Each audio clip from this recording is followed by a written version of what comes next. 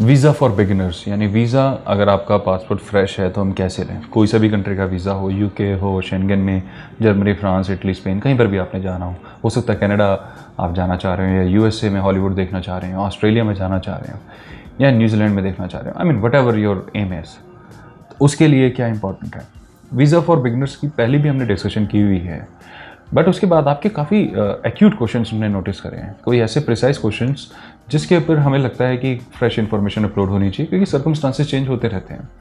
तो अगर आपने कभी पहले वीज़ा नहीं लगवाया और आप एम करते हैं यूके, कनाडा या फिर शेंगन में, यूएस में, ऑस्ट्रेलिया, न्यूजीलैंड, जापान, कोरिया, कहीं पर भी एम करते हैं, तो ये वीडियो आपके बहुत काम आएगी। इस वीडियो को आप सेव करके रख सकते हैं, इस चैनल को सब्सक्राइब कर सकते हैं।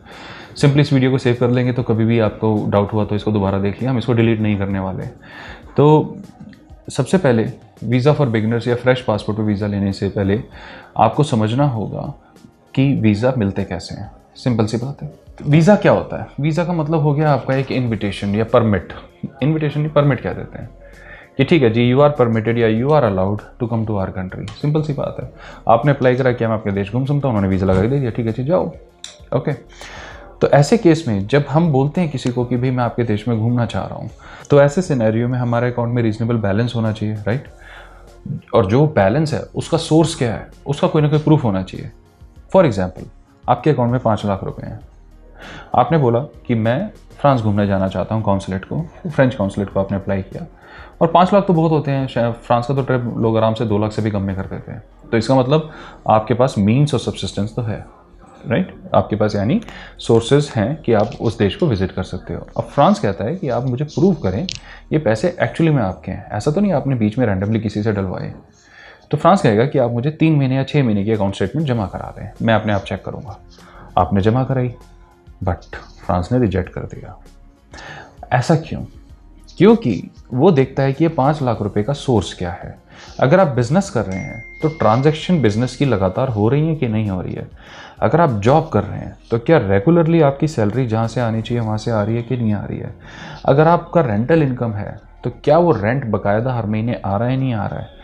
या आप कहते हैं मैं खेती बाड़ी कर रहा हूँ, तो क्या वो जो आपकी जो पेमेंट्स आपके अकाउंट में आ रही हैं वो जे फॉर्म से मैच करती हुई आपकी जमाबंदी में रजिस्टर्ड हैं कि नहीं है, ये सब वो चेक कर लेंगे।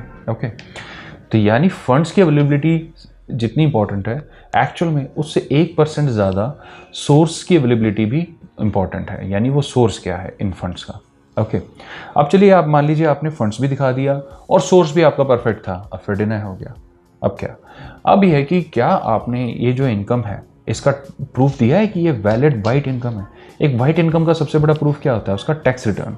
तो आपने आईटीआर दी, अब आपके अकाउंट में 5 लाख रुपए हैं, बट आपने अपनी आईटीआर जो फाइल की हुई है वो तो 10 लाख रुपए की फाइल की हुई है, ये 8 लाख रुपए की फाइल की हुई है, और आपके अकाउंट में 5 लाख है, और रेगुलर फ्लो ऑफ इनकम भी ये दिखा रहा है कि आप ज़्यादा से ज़्यादा 30,000 40,000 रुपये एक महीने के सेव कर पा रहे हैं। तो आपने इतना बड़ा आईटीआर कैसे फाइल करा? क्या आपको किसी ने बताया था आईटीआर एक्स्ट्रा फाइल कर दो वीज़ा मिल जाते हैं? अगर ऐसा बताया था, आपने उसकी कमांड को फॉलो किया या उसके सजेशन को फॉलो किया, बट यहाँ पे डिस्क्रिपेंसी आ गई आपके अकाउंट स्टेटमेंट के साथ, तो वो डिनाई कर देंगे। सिमिलरली अगर आपने अंडरकोट कर दिया तो भी वो डिनाई कर देंगे। यानी बैलेंस होना चाहिए, सिंपल सी बात है। उम्मीद है समझ में आ गई होगी आपको। अब ठीक है, आपने आईटीआर भी दिया, ये सब कुछ दिया, अब सोर्सेज तो है आपके पास, अवेलेबिलिटी ऑफ फंड्स तो है आपके पास, अब वो जानना चाहते हैं आपके रीज़न क्या है वापस आने के। अब आप दिखाएं मेरी फैमिली है, मेरी प्रॉपर्टीज़ है, उनके पेपर लगाएं साथ में। थोड़ा सा ये चीज़ आपको लगानी होगी। अगर आपके नाम पे प्रॉपर्टी है तो ये एक इम्पॉर्टेंट चीज़ है, अच्छी चीज़ है। अननेसेसरी के वर्थ सर्टिफिकेट या valuation report are not very reliable sources. आप नॉर्मल अपनी जो भी प्रॉपर्टी ओन करते हैं उसकी रजिस्ट्री की नॉर्मल कॉपी भी लगा देंगे, दैट इज़ ऑल्सो सफिशेंट। लेकिन अगर आपकी रजिस्ट्री कॉम्प्लिकेटेड है या उसमें बहुत सारे जॉइंट होल्डर्स हैं, तो उस केस में आप एक वैल्यूएशन रिपोर्ट बना सकते हो, राइट। अगर आप सोल ओनर हैं उसके, तो वैल्यूएशन रिपोर्ट की यहाँ पे कोई ज़रूरत नहीं होती। वैल्यूएशन रिपोर्ट होती है जो एक रजिस्टर्ड वैल्यूअर बनाता है, जिसके पास भारत सरकार ने उसको एक लाइसेंस दिया होता है कि ठीक है आप वैल्यूएशन कर सकते हैं। हो सकता है वो किसी बैंक के लिए वैल्यूअर हो, बैंक में आते रहते हैं पेपर की भाई लोन अगेंस्ट प्रॉपर्टी, तो बताता है इस प्रॉपर्टी की इतनी वर्थ है या जो भी वट एवर इट इज़। तो ऐसे सिनेरियो में आप वैल्यूएशन का यूज़ कर सकते हैं। अब ठीक है, आपने प्रॉपर्टी भी दिखा दिया, और इसके अलावा क्या? अब वो देखना चाहता है कि आपने आसपास कहीं ट्रैवल किया है कि नहीं किया।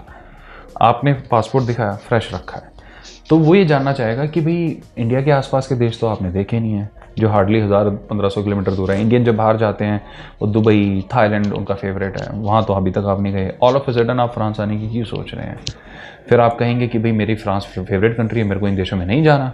तो ये आर्ग्यूमेंट ना थोड़ा एक्सेप्टेबल नहीं है। उसका रीज़न ये है कि हमारे यहाँ के पासपोर्ट होल्डर्स ने डिफ़ॉल्ट काफ़ी किया हुआ है, तो इसलिए वो थोड़ा सा शक करते हैं। तो ऐसे केसेस में वो ये देखना चाहते हैं कि आपने आसपास के देश देखे हैं, टाइम से गए हैं, आप टाइम से वापस आए हैं, जिसकी वजह से मैं इंप्रेस होकर आपको अपना वीज़ा दे सकूँ। तो ये चीज़ें आपकी हेल्प करती हैं। तो आप जो हैं आसपास के 1-2 देश, मतलब 2-3 देश अगर ट्रैवल कर लेते हैं तो आपकी प्रोफाइल में ये एक एडिशनल एसेट हो जाता है। अब देखिए, आपने ट्रैवल भी कर लिया, आपने प्रॉपर्टी के पेपर भी शो कर दिए, आपने अपनी इनकम के सोर्स भी दिखा दिया, आपने टैक्स भी फाइल कर दिया, आपके अकाउंट्स में पैसे भी हैं। अब आपकी प्रोफाइल होगी काफ़ी अच्छी, इम्प्रूव हो गई है। अब आप लगाएं वीज़ा, अब है चांसेस काफ़ी ब्राइट। अब आपको, यानी जो आपका फ्रेश पासपोर्ट था उस पर आपने इतना काम किया, फ्रेश प्रोफाइल थी उस पर इतना काम किया, अब आप वीज़ा लगाएंगे तो वीज़ा मिलने के चांसेस बहुत ब्राइटन अप हो जाएंगे। हाँ, मैं ये बात एग्री करता हूँ, हर ताले की चाबी अलग है, हर पर्सन की प्रोफाइल के अकॉर्डिंग सॉल्यूशन होते हैं। मैंने आपको एक जनरल सेंस का सॉल्यूशन दिया है, this is not meant for everybody. हो सकता है आपकी प्रोफाइल के हिसाब से कुछ अलग सॉल्यूशंस आते हैं, लेकिन एक वाइडर सेंस में आपको आइडिया तो डेफिनेटली मिल गया होगा किस तरीके से वी कैन प्रोसीड फर्दर। उसके बाद आप वीज़ा लगाएं, और अगर वीज़ा डिनाई भी हो जाता है तो इट्स ओके, कोई प्रॉब्लम नहीं है। Work on it again and re apply later on. जब आपको पता चल जाए अच्छा ये शॉर्टकमिंग्स है, दोबारा अप्लाई कर लूँगा, कोई बात नहीं, ओके।